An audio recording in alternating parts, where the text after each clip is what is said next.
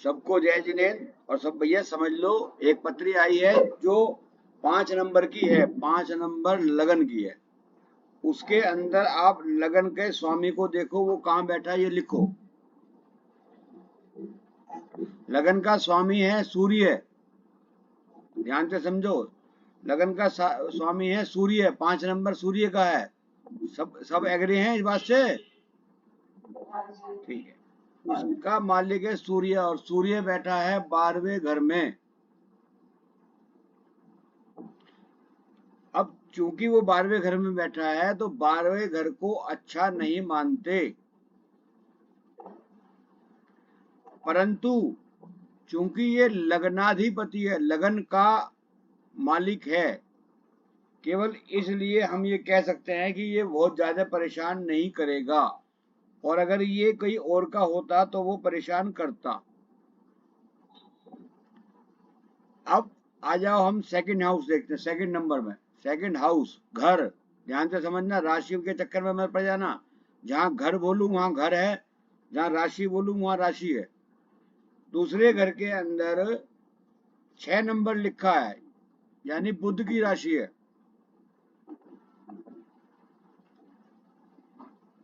और बुध बैठा है इनके 12वें घर में। हाँ हाँ करते रह करो, हाँ ठीक है, समझ में आ गई, समझ में आ गई। और 12वें घर में बैठा हुआ बुध अच्छा नहीं माना जाता।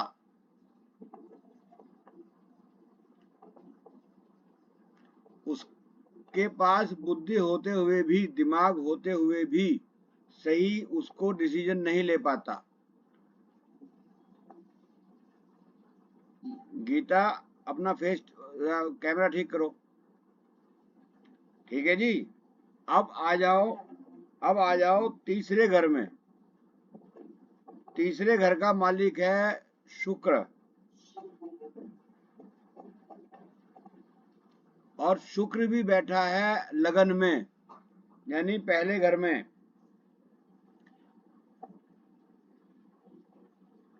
तो शुक्र भी इसका बस सो है, बहुत बढ़िया नहीं कह सकते।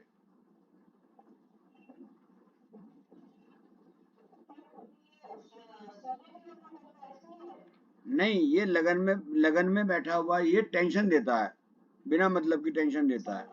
हालांकि बहुत ज्यादा खराब नहीं है, बाकी ये लगन में बैठ करके थोड़ा सा टेंशन ज्यादा देता है।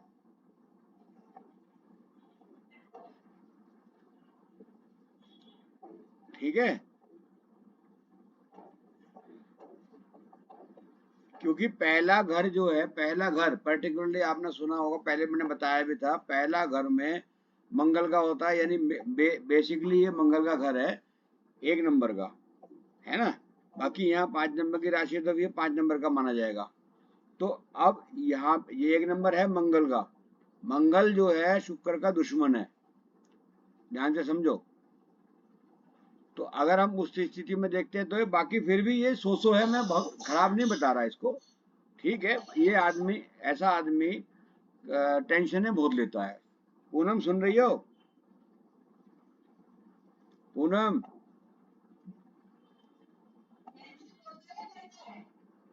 लेता है अपने ऊपर लेता है। हाँ। अच्छा, अब आता है चौथे घर में। चौथे घर में का मालिक है मंगल। मंगल बैठा है तीसरे घर में, तो ये अच्छा है इसका। तीसरे घर में मंगल अच्छा कहलाता है। ठीक है, तो चौथा घर तो इसका सही है फिर भी। और जो चौथा घर है वो वैसे भी चंद्रमा का है, और इसके अंदर राशि लगी हुई है मंगल की। चंद्रमा है माँ। मंगल मंगल अपने आप में पराक्रम स्थान, मतलब मित्र के घर में बैठा है। तो यहाँ ये मंगल क्वाइट कंफर्टेबल है, मतलब अच्छी तरीके से बैठा है, कोई दिक्कत नहीं। और जो हम बैठा है तीसरे घर में वो भी अच्छा है। आगे समझ में? और अगर हम शॉर्ट में देखें तो ये 9वें घर का मालिक भी है। एक नंबर लिखा है 9वें घर में, देखो ध्यान से, जहां अटक जाओ तुरंत पूछ लेना। एक नंबर लिखा है 9वें घर में, तो ये 1 नंबर का और 4 नंबर का मालिक है, और दोनों का मालिक होकर के तीसरे घर में बैठा है, ये अच्छा है। इसको हमेशा हिम्मत देता रहेगा, पराक्रमी रहेगा ये। कोई भी लड़का है लड़की है मुझे पता नहीं, जो भी है, ठीक है। अब 9वें घर का 5वें घर में आ जाओ। 5वें घर में बृहस्पति है, गुरु, और गुरु 5वें घर का भी मालिक है, और 8वें घर पर 12 नंबर लिखा है, 8वें घर का भी मालिक है, और ये बैठा है आपके 9वें घर में। तो ये 9वें घर में बैठ के भी धर्म स्थान में बैठा है, अच्छे स्थान में बैठा है, तो ये खराब नहीं है, भले ही ये 8वें घर का मालिक है। आगे बात समझ में। अब आ जाओ आप 6ठे घर में। 6ठे का मतलब ये शनि का घर हो गया 10 नंबर पे, 10 नंबर लिखा है, और उसके में बैठा है केतु। तो केतु जो है यहाँ पर अच्छा नहीं माना गया, बाकी फिर भी शनि के साथ बैठा, शनि की उसकी दुश्मनी नहीं है,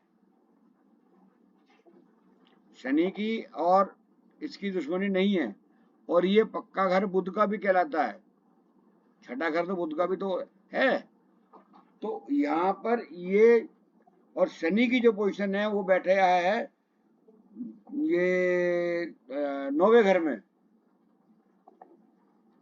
तो आप ये समझ लीजिए कि 6ठे और 7वें का मालिक भी शनि है, 11 नंबर लिखा है।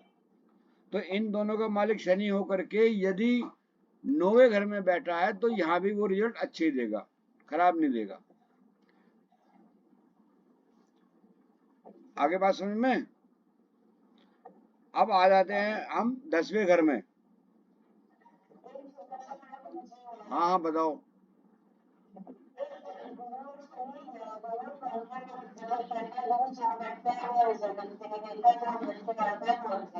हम्म।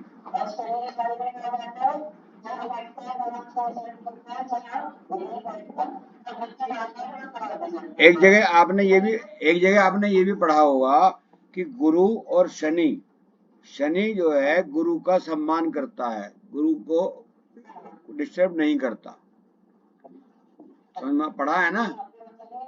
तो यहाँ पर ये होते हुए भी गुरु के को परेशान नहीं करेगा, गुरु को डिस्टर्ब नहीं करेगा, क्योंकि गुरु का सम्मान करता है। याद आ गया सबको। तो ये यहाँ नहीं है। और एक चीज और है, इसकी 7वीं दृष्टि पड़ेगी मंगल पे, वहां से आप देखो तीसरे घर में पड़ेगी, यहाँ है 7वीं दृष्टि। मंगल शनि आपस में दुश्मन है, मंगल शनि आपस में दुश्मन है। बाकी दुश्मन होने के बावजूद भी ये कभी कभार एग्रेसिव तो करेगा, गुस्सा तो करेगा एक दूसरे पे, बाकी ऐसा नुकसान नहीं देगा कि बहुत ज्यादा नुकसान दे, क्योंकि वहां पे गुरु की दृष्टि भी आपके तीसरे घर में पड़ रही है, और शनि की भी पड़ रही है। तो गुरु की जो दृष्टि पड़ रही है वो उसको ठीक ही रखेगी।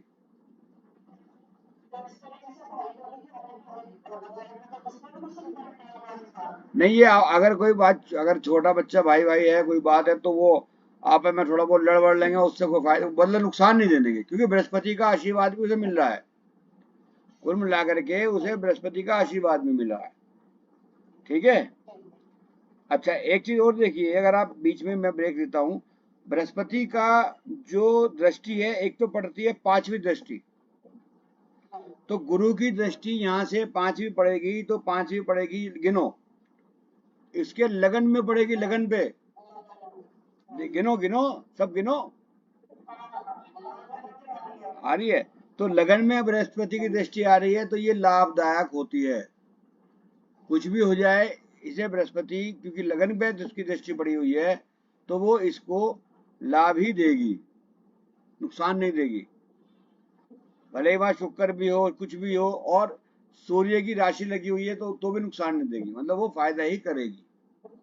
ठीक है। और उसकी एक चीज और देखो, गुरु की 9वीं दृष्टि पड़ेगी इसके 5वें भाव में।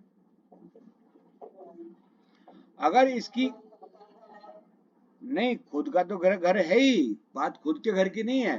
5वें बराबर में मतलब उसका बुद्धि, उसके बच्चे, उसके आने वाली मतलब जो भी चीजें है वो बहुत अच्छी रहेगी। आगे बात समझ में नहीं आई? बहुत तेज दिमाग का होगा, भले ही वो प्रयोग करे या नहीं करे, वो अपनी उसकी अपनी अलग है। बाकी दिमाग में उसकी बहुत तेज दिमाग का है, क्योंकि बृहस्पति की दृष्टि पड़ रही है। और एक चीज और देखो, शनि की दृष्टि पड़ रही है 3 नंबर में। शनि की दृष्टि पे आ जाओ, तीसरी दृष्टि शनि की वो पड़ रही है तीसरी दृष्टि पड़ रही है 11वें भाव में। 11वें भाव में आ गई, याद समझ में आ गई? समीक्षा, आपका आंसर नहीं आ रहा। समीक्षा, अच्छा आ गई, आ गई। अच्छा, तो हाँ बोलो।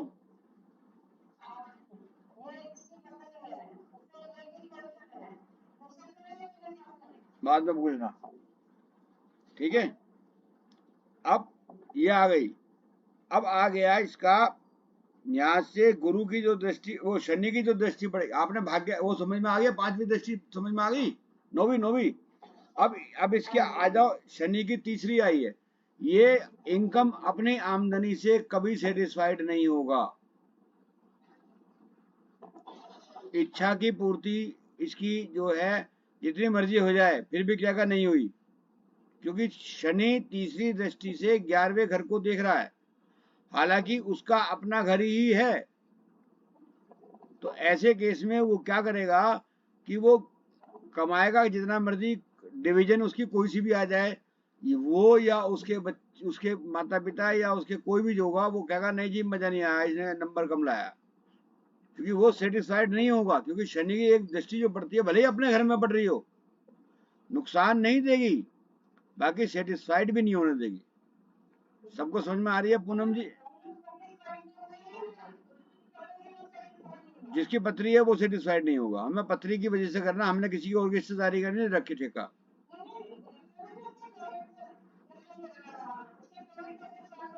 उसके पेरेंट्स तो चाहे एक बात को पेरेंट्स तो चाहे हो जाए सेटिस्फाइड, बाकी वो मतलब अपने आप में, लड़का है तो लड़की है तो अपने आप में वो सेटिस्फाइड नहीं रहेगी। एक और चीज देखो, 7वीं दृष्टि मैंने बताई थी शनि की, और 10वीं दृष्टि पड़ती है उसकी 6ठे भाव पे। तो उसके साथ में कोई उसका एनिमी, कोई दुश्मन, कोई उससे कटा दुश्मन रखने वाला, वो भी, उसको भी ये शनि नहीं छोड़ेगा। देखो ध्यान से, सारिका तुम्हारा ध्यान बहुत तेज सही से चल रहा है बिल्कुल।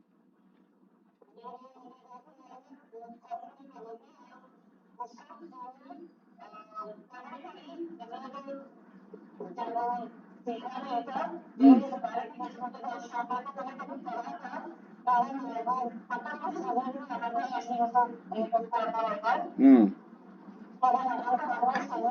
हम्म।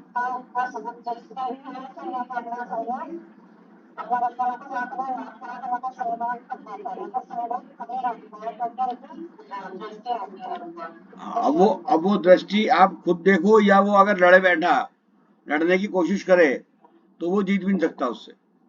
शनि वो शनि के ऊपर मत छोड़े, वो अगर लड़ना शुरू कर देगा उसके साथ तो वो छोड़ेगा भी नहीं। सामने वाला माफी मांग लेगा वो तुरंत, नहीं तो निपटा देगा उसे।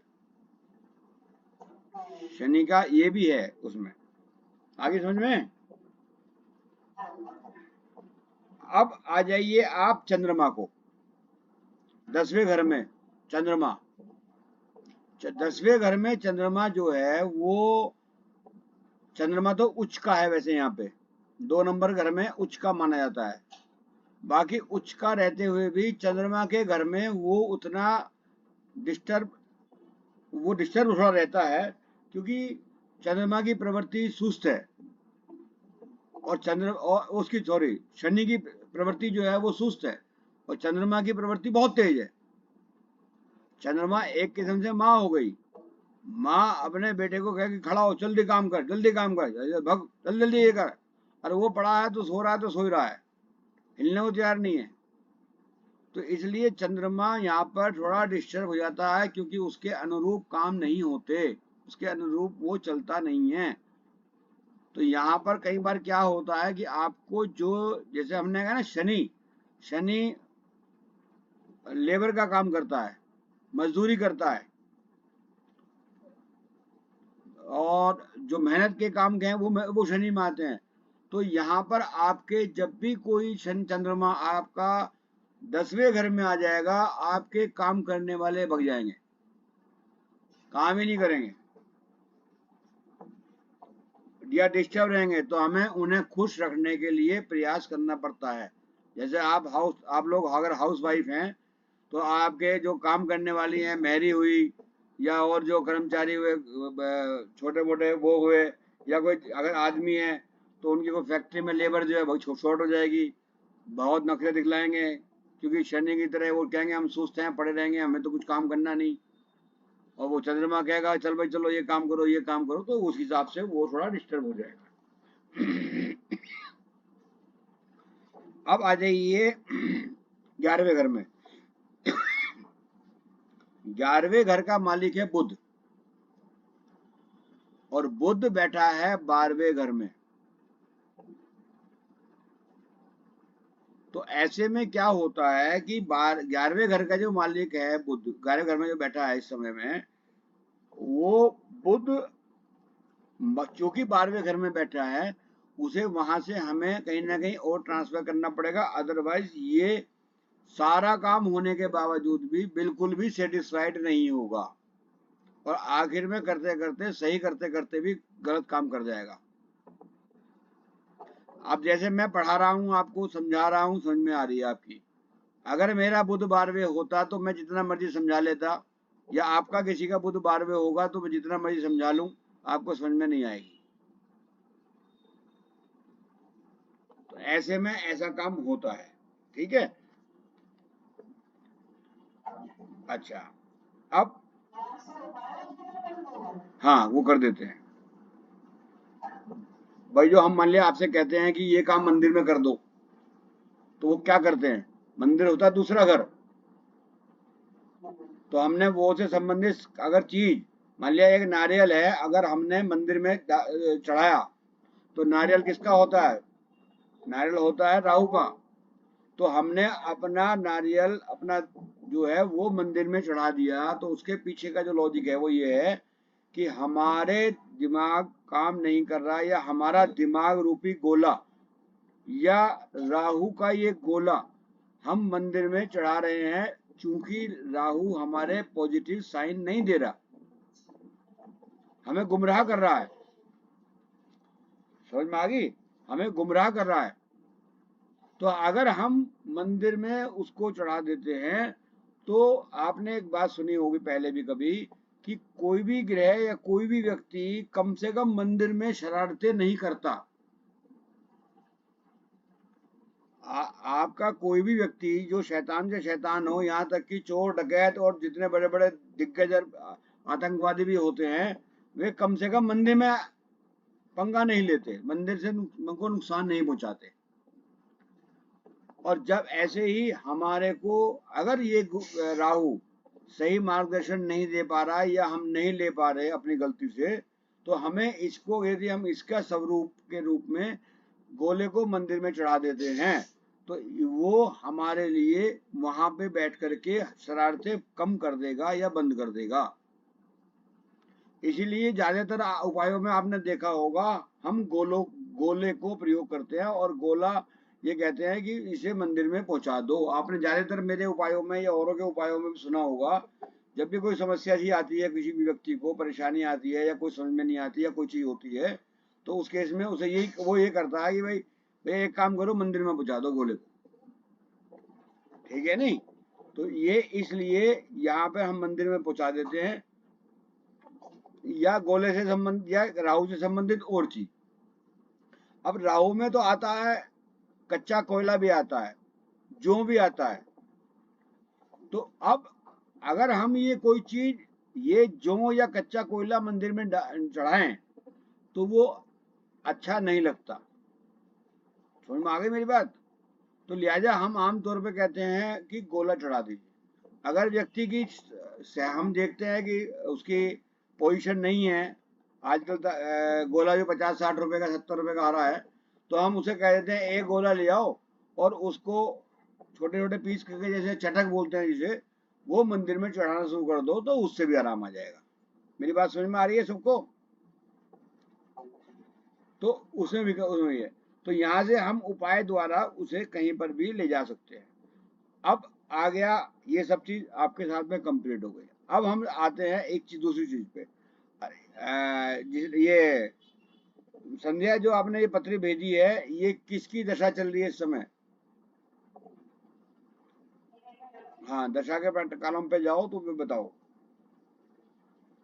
तो दशा चल रही होगी तो हम फिर ये समझेंगे कि वो उसकी वो दशा के हिसाब से वो उस पे ये पत्री लागू हो रही है।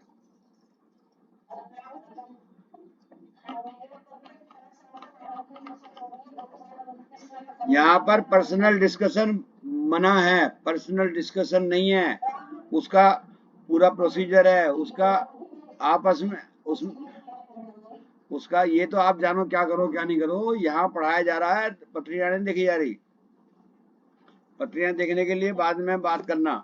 हाँ हाँ। आज आज आज मैंने तेरे को तुम्हारे को मना किया है, कल को दूसरा रखेगा, परसों को तीसरा रखेगा। मैं यही काम रह जाएगा मेरा, सिखाने के बजाय। हाँ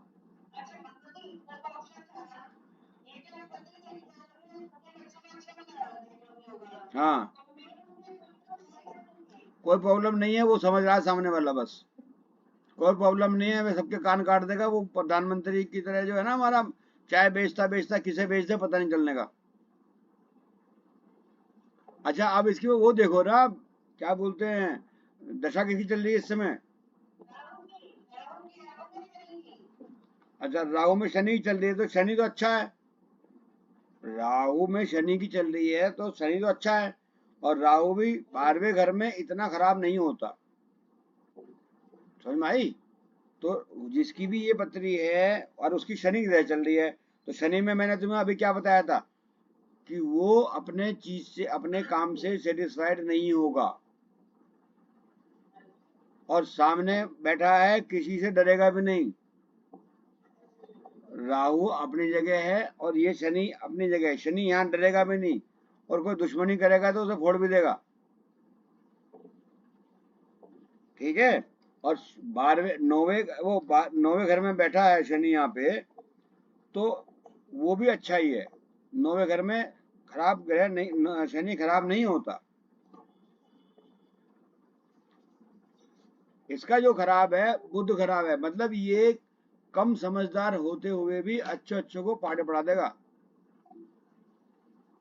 आप उसे कम समझदार समझो, जैसे आप लोग समझते हो कि लालू प्रसाद जी उतना बढ़िया नहीं बोलते, नहीं करते, और सबसे ज्यादा फेमस हैं। तो वही चीज है, भले ही वो कैसे ही बोले कैसे ही करे, काम में, अपने व्यापार में, धंधे में, जो में भी है, वो कामयाब रहेगा। और इसकी मम्मी पापा को ज्यादा फिक्र नहीं करनी चाहिए। भले ही वो कम कम काम पढ़े, कम पढ़ा लिखा हो, या बहुत ज्यादा पढ़ा लिखाई में नहीं गया हो, या कुछ भी गया हो। और राहु चूंकि 12वें घर में है, तो ये यहाँ पर इसको नुकसान इतना नहीं देगा। शनि के बाद आएगा बुध, राहु में शनि के बाद आएगा बुध। वहां पर ये थोड़ा सा, इसको अगर हमने बुध को चेंज कर दिया, आगे पीछे ले गए यार, तो यहाँ पे ये बहुत अच्छा रिजल्ट देगा। हम बुद्ध की वस्तु, यानी बुद्ध जो भी कोई वस्तु बुद्ध की बताई गई हैं आप लोगों को उस चैप्टर में, उन चीजों को आप मंदिर में ले जाओ। मंदिर यानी सेकंड हाउस में। देखो इसमें ध्यान से, पत्री जो खुली हुई है अभी बंद हो गई। यहाँ से सेकंड हाउस में, यानी बुद्ध की चीज को अगर आप मंदिर में पहुंचा देंगे, तो वहां पर इसकी खुद की राशि भी लगी हुई है, 6 नंबर, ध्यान से देखो।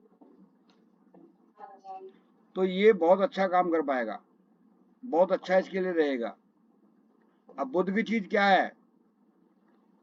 बुध में अगर जैनियों के नहीं, वो तो हरी वस्तुएं है, तो वो तो है। अब ये पता नहीं जय, अब ये वो सब, वो मान गया भाई, सब तुम होशियार हो, मान गया। अभी सुनो, अब यहाँ से यहाँ के लिए हमें एक चीज देखनी पड़ेगी। अगर ये जैन है तो इसे कहा जाए कि ये, या इसके पिता, अगर बच्चा है तो इसके पिता, अरे बड़ा है तो ये खुद मंदिर में, महावीर भगवान के मंदिर में जा करके नमस्कार कर आया करे कुछ दिन, तो ये इसके सारे काम बनने शुरू हो जाएंगे, समझ लो। क्योंकि ये मंदिर में पहुंच गया, महावीर भगवान जो हैं हमारे यहाँ, या शांतिनाथ भगवान, उनको, वो बुद्ध की कैटेगरी में आते हैं। और अगर ये नॉन जैन है तो गणेश जी के पास जाकर के वहां पर ओम गंग गणपति नमः, या कोई भी अभी मुझे मालूम नहीं इसकी क्या उम्र है, जिस भी ये उम्र का होगा उस हिसाब से ये या इसके पिताजी या जो भी भाई वगैरह जो भी हो, वो इसका उपाय कर सकते हैं। गणेश जी की सेवा करें, उनको लड्डू वड्डू चढ़ा दें, जैसे भी करें वो उस हिसाब से इनका वो बुद्ध वहां पे गणेश जी के काम कर देगा। सबको समझ में आ रही है? Any doubt?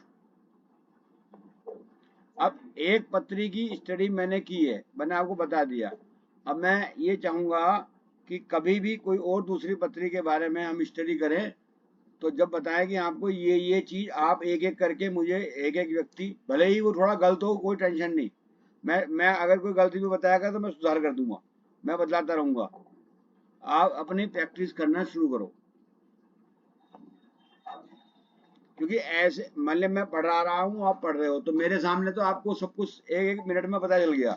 अब इस चीज को पहले आप अपने आप लेके देखो कि क्या क्या है, और फिर अंत में आपको दशा पे ही आना है। क्योंकि हमारे पास दो मेथड हैं पढ़ने के, एक तो दशा, एक तो ये जनरल ज्योतिष, इसको जनरल ज्योतिष बोलते हैं, एक होता है लाल किताब के हिसाब से। तो वो लाल किताब के हिसाब से भी हम आपको बता देंगे। बाकी फिलहाल जनरल ज्योतिष के हिसाब से ये आप देख लीजिए, दोनों का ही असर होता है। कई बार क्या होता है, हमारी समस्या इससे हल हो जाती है, कई बार इससे नहीं होती, तो लाल किताब के छोटे छोटे जो उपाय हैं उनसे हो जाती है। किसी को कोई डाउट? अरे कुछ तो पूछ ला करो भाई, मुझे भी लगे कि हाँ मैं थोड़ा बहुत तो। हाँ, नहीं नहीं, इससे तो आपको जानकारी तो मिल ही जाएगी कि बंदे के साथ में दिक्कत क्या है। अब जैसे ये वाला मैंने उपाय बताया है आपको कि मंदिर में इसे यहाँ से उठा करके मंदिर में पहुंचा दो, सारे का तुम्हारा हाथ आ रहा है कैमरे के सामने, हाँ, तो वो वहां से इसे वहां से ले जाओ। तो ये जो उपाय बताया है मैंने, ये बताया है लाल किताब के हिसाब से या जनरल और दूसरे किताबों के हिसाब से। क्योंकि जनरल ज्योतिष में आमतौर पे उपाय नहीं होते, कम होते हैं, है ना। तो ये मैंने आपको बताया बड़ा इजी वे में कि आप यहाँ अपनी वो चीजें उठा करके मंदिर में पहुंचा दो। तो हमें जो मेथड सीखना है या समझना है, वो वाला सीखना है जो सबसे मतलब आराम से हो जाए, जिसमें कोई दिक्कत ना आए। क्योंकि आप भले ही कितने महंगे हो या सस्ते हो, अगर आपके उपाय सस्ते और आसान हैं तो सबसे ज्यादा लोग आपको याद करेंगे। क्योंकि आदमी, कोई भी व्यक्ति जो है ना, उपायों के नाम पे बहुत लंबी लंबी मालाएं करना, रोजाना सुबह दोपहर शाम मंदिर जाना, तो ये बड़ा मुश्किल काम है। वैसे करने को तो करते हैं लोग, बाकी ये उतना नहीं, ये जो आप छोटे छोटे उपाय बता रहा हूँ इनसे आपको लाभ हो जाना शुरू हो जाएगा। अब कल के लिए कोई भी पत्री एक ले आना, या फिर मैं यहाँ से दूंगा और आप उसको बतलाना कि भाई ये कोई भी एक व्यक्ति या दोनों तीनों मिलकर ही बता देना जी हाँ ये ऐसे है वो वैसे, तो उसमें भी मैं समझ जाऊंगा कि भाई ये कुछ कुछ थोड़ा बहुत आपको आना चाहिए। और अगर किसी तरह की कोई दिक्कत आए, गलत भी बताओगे तो गलत बता देना, कोई दिक्कत नहीं, मैं सुधार करूंगा। और जब गलती भी करोगे, आप, सबसे बड़ी बात क्या होती है, जब भी कोई व्यक्ति वो गलती करने से डरता है। दुनिया में लोग बाग अंग्रेजी नहीं बोल पाते, क्यों नहीं बोल पाते? क्योंकि सामने वाला उसको क्रिटिसाइज करता है कि साहब तुमने गलत बोल दिया, इसकी जगह आर लगा दिया, आर की जगह एम लगा दिया, तो इसलिए वो बोल ही नहीं पाता इस डर से। आप ये समझ लीजिएगा, आपको कुछ भी जो भी दिमाग में आए वो आप बताओ, और बताने के बाद फिर मैं आपको वो बताऊंगा कि हाँ भाई ये इसमें आपने यहाँ गलती करके यहाँ समझो, वहां पे मैं रेक्टिफाई करूंगा बिल्कुल बेफिक्री से। कल से आप जो है ये करो। अच्छा, मेरा परसों का प्रोग्राम हो सकता है कैंसिल, कल का मैं रख लेता हूँ, वो दिक्कत नहीं है किसी को, या है? कल का रख लेता हूँ क्योंकि परसों को मुझे ऑफ करना पड़ेगा। समीक्षा, अच्छा, अरे भाई तुम तो सबसे आगे हो मेरे भाई, कोई दिक्कत ही नहीं है। हाँ, फेस इन द क्राउड हो तुम तो, फेस इन द क्राउड है। चलो ठीक है। और कुछ, और कोई डाउट? कल को फिर किसी नई पत्री के साथ डिस्कस करेंगे और बताएंगे, कल को भी 3 बजे ही। ठीक है, अच्छा, जय जिनेंद्र सबको, गुड डे।